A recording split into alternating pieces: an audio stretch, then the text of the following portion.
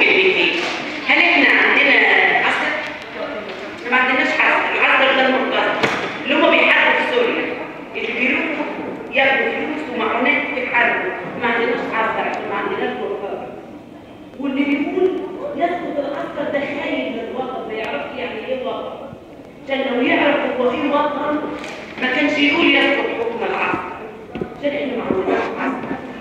وعايزه اقول للاستاذه فريده الشخوشي اللي سابت المحاضره ومشيت عشان الناس اللي هو هدف يسقط حكم العسكر. انا بشكرها وبقول لها يعني انت مواطنه صالحه. واقول لجماعه الاخوان المجرمين اللي بيتكلموا باسم الدين كفايات ضرر الدين وكفايات الجنات. وبعدين احنا مش هنعمل مصالحه معاكم ابدا عشان انتوا جماعه اولا. وارجوكم كل واحد بالنادي يقول احنا عاوزين مصالحه مع جماعه الاخوان يبقى هو مفروض خالد زيهم.